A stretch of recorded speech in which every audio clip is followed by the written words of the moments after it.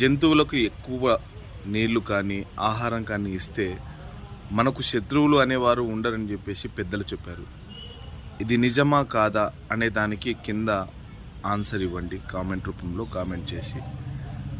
ఈ భూమి మీద ప్రతి ఒక్కరం కూడా నిమిత్త మాత్రం ఏమైతే కాదు, అలా వచ్చి వెళ్ళిపోతుంటుంది కాల జీవితం అంతా.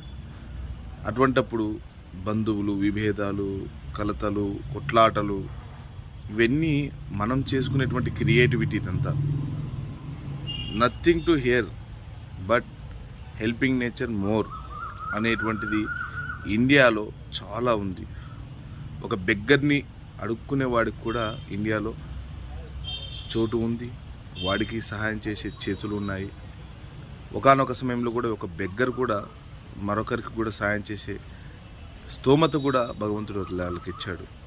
కాబట్టి మనమందరం కూడా ఎప్పుడు హెల్పింగ్ నేచర్ చేద్దాం.